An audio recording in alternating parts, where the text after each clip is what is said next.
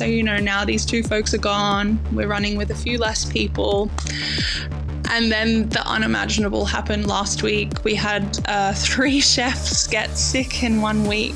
Hi, everybody. It's Dani Valent here with you for Dirty Linen. I am really excited to be chatting to you, digging into some issues in the world of food, drink, and looking after people. I would love you to give this podcast a 5-star rating and maybe even a review if you love it. Also, if you love it, tell your friends. We love having new listeners into the fold. We also have a newsletter that we send out sometimes fortnightly, but let's just face it, when we get around to it. All of our socials, Dirty Linen, Dani Valent, or the deepintheweeds.com.au website have the links to sign up to our newsletter. We love chatting to you there as well.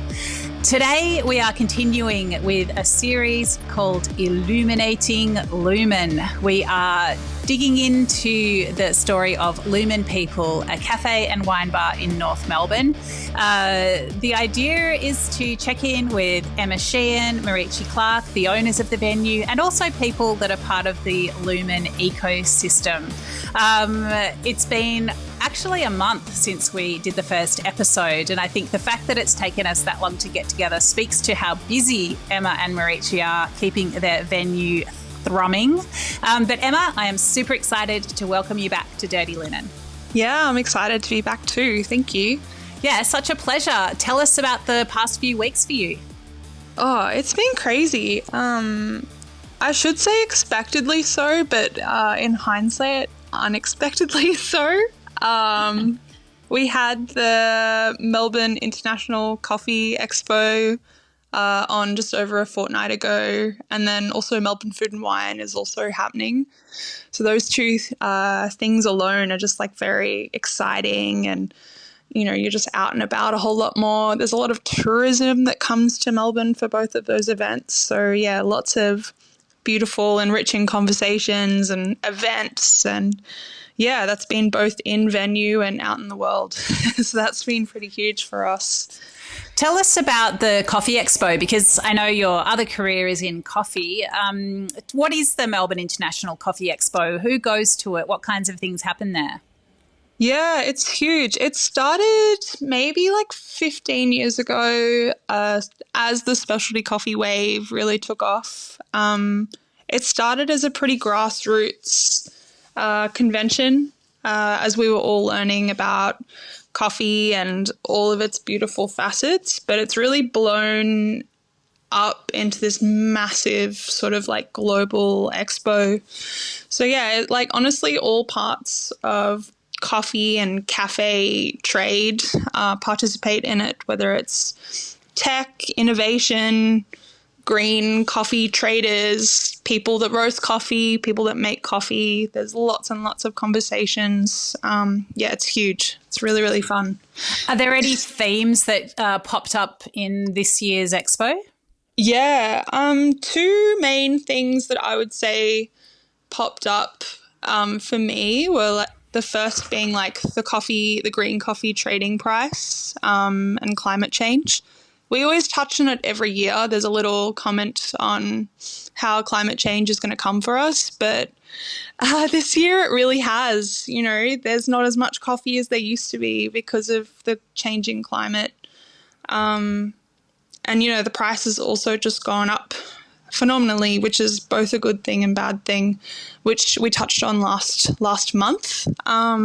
So yeah, there are lots of conversations about that between roasters and green coffee importers, growers. And then the other big conversation that was happening was about innovation on the cafe level. Cost of labor is going up, cost of coffee product is going up. So I guess for cafe operators, it's like, how can we innovate? How can we automate? How can we focus on the service aspect, but maybe not spend so much time on the brewing? So those were the 2 things that were really popping up that I think really speak to hospitality in Melbourne as a whole. Yeah, wow. So interesting. And you were part of a debate at the expo, weren't you? Tell us about that. Yeah, so our dear friend Matt, who is a North Melbourne local, he runs this online education platform called Barista Hustle. It also makes coffee tech and gear that's used all throughout industry. He just wanted to hold a debate about, the topic of the debate was that there's 10,000 jobs within within hospitality and whether or not that's good or bad for coffee. There was some strong arguments for both the pro and the against, and I think the outcome was that no one's really quite sure. It's just a horrible problem, you know? Well, I mean, what are some of the yes and no's? Why would it be good that there are that many jobs available? Well, for baristas, pre-COVID even, there wasn't that many coffee jobs and there was so many people that wanted to become baristas. So as far as negotiating, a full-time role or a good salary or any sort of like equitable sort of employment conditions, that really wasn't on the cards. But I would say now it is on the cards if you're a young barista or any age barista trying to like carve a career within coffee. Lots of people are looking, so, just got to get out there and have some conversations and hopefully negotiate something that works for everyone. Yeah. Well, I can see that side of it for sure. So why is it a bad thing that there are all those jobs available? Well, one of the conversations was that maybe there's too many cafes in Australia and there's not enough people to support that many businesses. So there's definitely in Melbourne, I would say there's a saturation of venues. The landscape's really different to what it was 10, 15 years ago. So yeah, the conversation was about, is there too much? Is there a saturation? Yeah. Yeah. Well, I think it's such a tricky one, isn't it? Because I would agree with you. There are overall too many cafes and probably too many restaurants as well. But then you never celebrate when one closes because that's, someone's livelihood, whatever type of business it is, people have worked really hard in it. And, there are going to be jobs lost and probably, money lost. So it's a really tricky one. I think for ages. I mean, I feel like it's always a conversation in Australian hospitality, the great reckoning. Is it about to come? Are we at the cliff edge? And it feels like, I don't know, I feel like maybe there isn't going to be a cliff edge, but it is going to be a bit of a hairy scramble down the hill. Absolutely. I wonder whether it's a cliff edge or it's just a cycle as well. Yeah.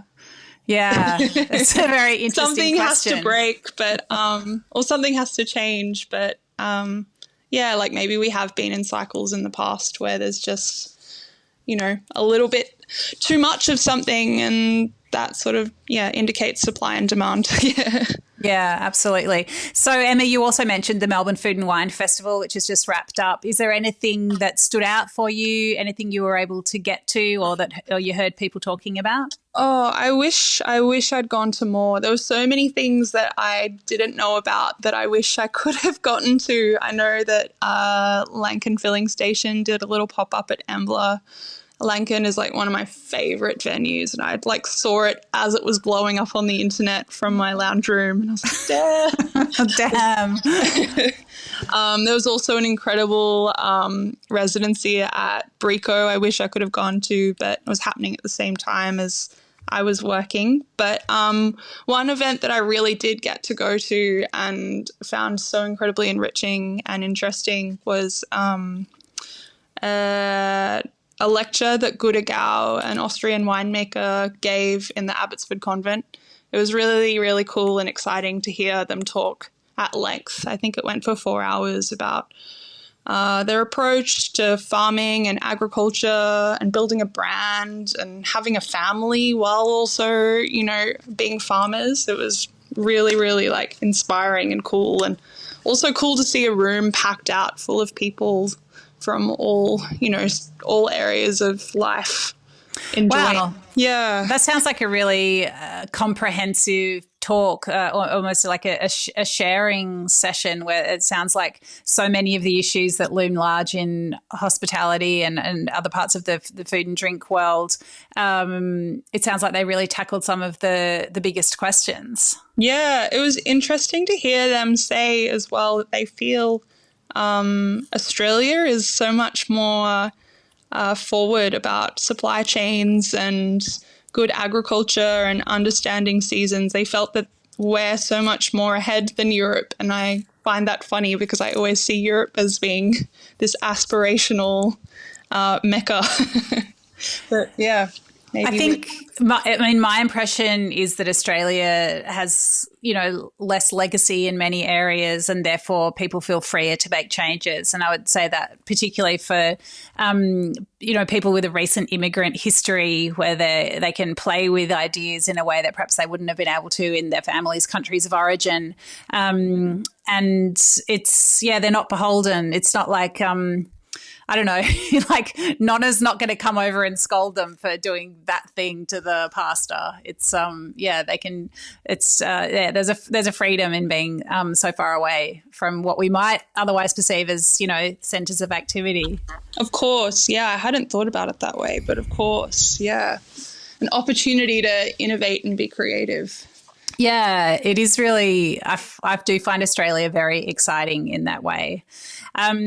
Yeah. Speaking about supply chain stuff, you also wanted to chat about one of your events with Molly Nelson Williams. Yeah, she has launched this business called Our Table last year, and she's been doing little activations around Melbourne. She did one at Sunhands last year and a few other places as well.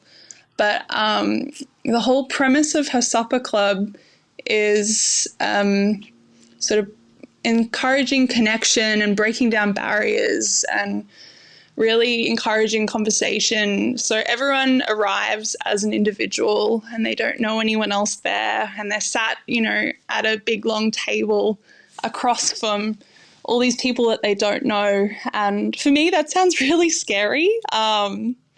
Yeah, but it was the most beautiful, beautiful event. We collaborated on the food offerings and the beverage offerings for the night. We also ran a workshop discussing our shared ethos of, working in shorter supply chains.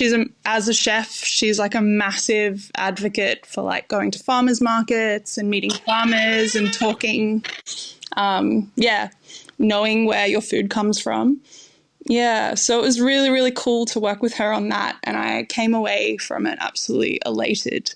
Also from having done a service that wasn't super time crunched and focused on flipping people and meeting deadlines. The 25 people that dined with us were there for almost 4 hours, and yeah, they arrived as strangers and left as friends. It was very cool. How beautiful. And I mean, you mentioned that concept of arriving with and eating with people who start as strangers is scary to you. What sort of mood shifts did you see in the room over the course of the event? Oh, I mean, honestly, I felt like for a lot of the room, they arrived very unguarded. They were prepared to be uncomfortable and be in a space where they didn't know anyone. So I honestly, after almost 10 minutes, you could look around the room and feel like these people already knew each other. It was really, really cool and strange and special, and very anti what our society has become in the last, 50 years. That's so nice, isn't it? I mean, is it as simple as creating a forum where that's the intention? And then people arrive with a set of expectations or without expectations. Is it that simple to create community? Possibly. Maybe the thing that we're most afraid of is that the other person isn't going to accept you or be on the same page as you. And maybe when you create a situation where everyone has an open mind and an open heart and, wants to connect. Maybe that's the recipe. Yeah. Well, it feels to me that, you in setting up a venue that is so much yourself, so personal, you're so in it, is that, I mean, you're doing that scary thing every day. Totally. I know, in hindsight, absolutely. And, that's how my team and I really approach our service style. It is about being a host, and it is about welcoming people into our home and having them feel comfortable. And that's like a day in, day out sort of like lived experience. So yeah, this was just a really heightened version of that. I guess as well, in our service setting, folks are usually in the venue for like an hour and a half at the longest. So yeah, having people in there for, 3-4 hours, it's like sitting with a hairdresser, it's like a really long time to be with people, and you really do get to know them. Wow. Okay. Well, first date. Yeah. that's very nice. Although I've got to say, you must get a lot more done at the hairdresser than I do. Because I could just about sink a coffee in the time it takes Jeff to hack away at my hair. But all the time I've saved. Yeah, exactly. So, Emma, we have an election coming up in Australia, and one of the things that doesn't really seem to be on the agenda is the hospitality industry. I wondered if if you could wave your policy magic wand, are there any levers you'd like to see pulled? Anything that you'd like to see politicians talking about or considering as they intend to lead us? I think one thing that really doesn't get a lot of airtime is our immigration policies. So much of service in Australia, like the service industry in Australia, is really supported by people who don't have permanent visas or like don't have a permanent residence in Australia. And we don't really talk about that. Like, pretty plain and simple in my career, I would say that like Australian-born people culturally don't see hospitality as a long-term career, but we like experiencing it. So who's going to do that? And yeah, the Australian immigration really has made it harder and harder and harder year by year to help these guests in our country stay, whether it's taking away certain streams. There used to be two main streams of sponsorship within Australia, either as a chef or as a manager. They took away the management stream a year or two ago, which, takes away a lot of the front of house. So yeah, like I would love to see that on the agenda. And I wouldn't say it is. It's I mean, immigration tends to rear its head in a really negative way where and I think immigration has been linked to the housing crisis by some people, like where are we going to put all these people, and there's definitely a sense that more people in Australia contributes to fewer houses for, everybody that's here. I don't know. I think it is a tricky balance, but I think that some of the restrictions that there are around, let's say, international students on their working hours, I find problematic. That people are invited here, or they're paying to be here. They're adults. I feel oh my gosh, they're paying so much to be here, so much more than any other country. It's insane. Yeah, and so they're allowed to work. I think it's 48 hours a fortnight these days. Which, I don't know, to me it's just like it's too much headmaster kind of stuff. It's like, well, if an adult believes that they can manage their studies, which they're paying for, and they can manage a workload, they can manage, surely can't we trust them to manage their own workload? I suppose that's what I'm saying. Yeah, I think that's really true. I think, I've seen a lot of like, for example, there was a really, really wonderful human that worked with us last year, Shah, who has now gotten into medicine. He worked 2 jobs last year as well as studying his undergrad and passed everything with flying colours, but he would have been working like 50 hours a week. And I think it should be placed on the individual to decide how many hours they can work if they want to study within Australia. Definitely shouldn't be. Yeah. Yeah, I think also sometimes there's this feeling that students that come to Australia must come from really rich families and then just being funded to do it. But that's actually often not the case. So it might be, it can often be, they're often supporting themselves, and to be able to support yourself on 20 odd hours work a week is not feasible. So I think it also pushes some of these people into the cash economy, which they're less. It's unsafe. It's less likely to be paid properly or to have proper work conditions, and it creates this. It's actually bad for the whole hospitality industry because it contributes to pushing prices down, and it makes businesses that are doing the right. Employing people according to the law, it puts them under unfair price pressure. Absolutely. Okay, great. Well, that's our soapboxes. So could rant for hours. Yeah. So we look forward to both parties falling into line and pledging forthwith. Emma, I'd love you to talk about, how it's been hard for us to find time to chat, and that's, you've spoken about all the great things that have been going on, but I think let's also talk about, the pressures of running a small business. What kinds of, what's sort of impinging on your ability to do everything else that you would like to do? Yeah, I mean, having enough bodies in the venue is like a huge one for us at the moment. We lost 2 team members in the last month, one due to being unable to sort out a visa, which is a whole, the issue that we just discussed. And the second one was like a very lovely situation of, a colleague getting into a university course that they really wanted to study. So, but yeah, it all happened so quickly, and with all of these events and with the venue being so busy, I, haven't hired people to replace them as quickly as I'd hoped. So, now these 2 folks are gone. We're running with a few less people. And then the unimaginable happened last week. We had 3 chefs get sick in 1 week. Wow. Yeah.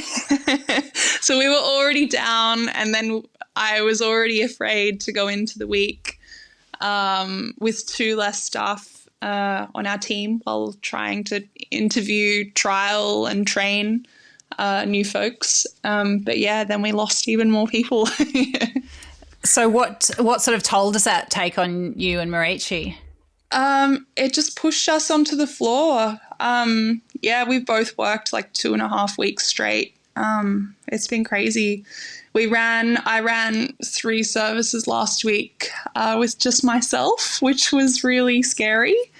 And we just didn't do food offerings. We just did coffee and wine and a few like bar snacks, which, it was fine. I got through it, but... Sorry, hang on. When you say yourself, you mean just yourself in the whole just venue? Me. Yeah. Emma, oh my God. Yeah. That's really, you must have felt like you'd run a marathon after that. Yeah, I did a lot of staring at the wall each evening, just trying to come down from it. But honestly, we have the most incredible community in North Melbourne, and everyone understood. And even this week, everyone's been asking how we're going and how everyone's getting back on track. But yeah, it's like so impactful in hospitality in a way that it isn't in any other industry. Like when people get sick, they're sick, and there's like nothing you can really do about it. And you still the show must go on. Yeah, it's intense. Go on. But yeah, it was fine. It was just a lot of hours, and maybe like a little bit embarrassing. Not embarrassing. I felt it was embarrassing having to adjust the model to like serve less food or, you know, operate in a way that's different to normal. I'm a huge people pleaser, so I love to be everything for everyone at all times. And sometimes that's just not possible. Yeah, I don't know. Embarrassing doesn't seem the right word. I would think of words like nimble, creative. Yeah. It was strong. Great, yeah. Yeah. Capable. I don't know. They're more words that maybe we could swap in there. Yeah. Amazing, Emma. Well, so how are you feeling about the next month? And maybe talk about if anything you've got coming up, including some of the produce that you're looking forward to seeing in the venue. Yeah, so it's funny. The 2 week, like last week compared to this week, could not be more different. I've honestly like bounded into this week with so much energy. The season has suddenly changed. It's cold. We're, you know, deep into autumn. So we've been working on changing our menu in line with what our farmers are offering. We've been baking a lot. We've been working on some events coming into Easter. I have one event that I'm working on today that I'm really, really excited about. One of our chefs, Aoife, is going to prepare a special menu on the 17th with another friend of mine, Maddie Kostras. It's going to be really fun. Yeah. That's so good. I love the is balance the right word? I just love the crush of different feelings and things that you're negotiating, just like the hard stuff, the good stuff, the hopeful stuff, all the changes, the things that come at you sideways. It's I'm really enjoying having these chats with you. Yeah, I mean, the highs are very high. I couldn't imagine myself doing anything else. It's such a dream to get to have this little venue and this little community full of creative people that make it happen every day. Well, I cannot think of a better note to leave it on. So let's do that, Emma. We are going to catch up with other people in the Lumen community, but I very much look forward to the next time we talk to you. All the best with the next few weeks in the Lumen world. Thank you. Thank you. Thank you. This is Dirty Linen, and I'm Dani Valent. We air the issues that the hospitality industry finds hard to talk about, hearing from different people with unique perspectives. We want to hear from you as well. If you have something that needs to be said about a topic, get in touch so we can include your perspective. Contact us at dirtylinen@deepintheweeds.com.au or hit us up on Insta at Dirty Linen Podcast. We can't wait to hear from you.